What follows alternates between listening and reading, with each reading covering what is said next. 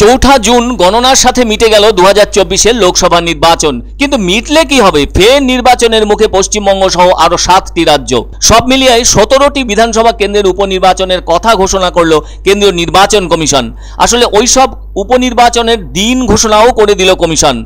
आगामी 10 जुलाई 2024 हबे सबकटी विधानसभा केंद्रेर उपनिर्वाचन और 13 जुलाई हबे भोटेर गणना। सेजন্য आगामी 14 जून गेजेट नोटिफिकेशन प्रकाशित हबे। नमिनेशन जमा देवार शेष दिन 21 जून और 26 जून सेई नमिनेशन प्रत्याहार करार शेष दिन धार्य करा हयेछे केंद्रीय निर्वाचन कमिशनेर पक्ष थेके। उल्लेख्य 2021 सालेर विधानसभा निर्वाचने मानिकतला आसने जय पेयेछिल तृणमूल। अन्यदिके बागदा, रानाघाट दक्षिण, रायगंज आसनटिও গিয়েছিল বিজেপির ঝুলিতে। কিন্তু পরবর্তীতে ওই তিন কেন্দ্রের বিজেপি বিধায়ক যথা বিশ্বজিৎ দাস, ডাক্তার মুকুটমণি অধিকারী ও কৃষ্ণ কল্যাণী গেরুয়া শিবির ছেড়ে ঘাসফুলে যোগদান করেন। তবে 2024 লোকসভা নির্বাচনে এদেরই প্রার্থী করেছিল তৃণমূল, কিন্তু তাৎপর্যপূর্ণভাবে ওই তিনজনই নির্বাচনে হেরে যান। এদিকে সামনের উপনির্বাচনে ওই তিনজনকেই তৃণমূল নেতৃত্ব প্রার্থী করেন কিনা সেটা অবশ্য সময়ই বলবে। আবার যতদূর শোনা যাচ্ছে মানিকতলা আসনের ক্ষেত্রে প্রার্থী বাছাইয়ে চমক দিতে পারে ঘাসফুল শিবির।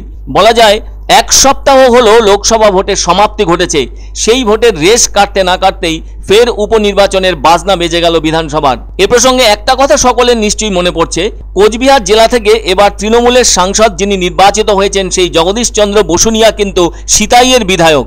ফলে ওই বিধানসভা কেন্দ্রেও তো সেই হিসেবে উপনির্বাচন হওয়ার কথা। তবে হ্যাঁ, যতদূর জানা গেছে সাংসদ হিসেবে শপথ নেবার আগে ওনাকে বিধায়ক পদ থেকে ইস্তফা দিতে হবে, তাহলেই নাকি সিতাই বিধানসভায় উপনির্বাচন হবে। অন্যদিকে এবার আলিপুরদুয়ার জেলা বিজেপির সাংসদ হয়েছেন মনোজ টিগ্গা, অথচ মনোজ টিগ্গা তো আলিপুরদুয়ার জেলার মাদারিহাটের বিধায়ক পদে আছেন।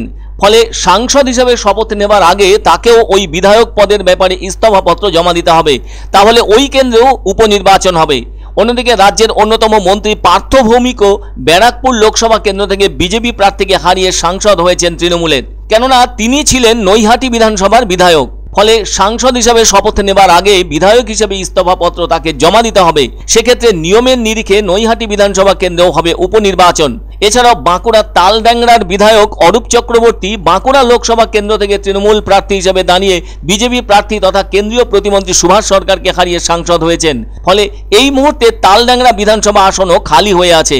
একইভাবে অরূপ চক্রবর্তীকেও বিধায়ক পদের জন্য ইস্তফাপত্র জমা দিতে হবে। সেদিক থেকে ভাবলে তালড্যাংরা আসনেও উপনির্বাচন হবে। এছাড়াও মেদিনীপুরের বিধায়ক জুন মালিয়াও তৃণমূলের প্রার্থী হিসেবে ওই কেন্দ্র থেকে সাংসদ হয়েছেন, যে কারণে ওই বিধানসভার আসনটিও খালি হয়ে আছে।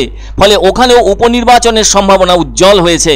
আবার উত্তর 24 পরগনার হারোয়া বিধানসভা কেন্দ্রের বিধায়ক হাজি নুরুল ইসলাম এবারের লোকসভা নির্বাচনে তৃণমূলের প্রার্থী হিসেবে জিতে সাংসদ হয়েছেন বসিরহাট কেন্দ্র থেকে। সেদিক থেকে দেখলে হারোয়া বিধানসভা আসনেও হবে উপনির্বাচন। সব মিলিয়ে দেখা যাচ্ছে শুধু 4টি বিধানসভা কেন্দ্রের উপনির্বাচন নয়, আরও বেশ কয়েকটি কেন্দ্রের উপনির্বাচন হতে পারে এই রাজ্যে।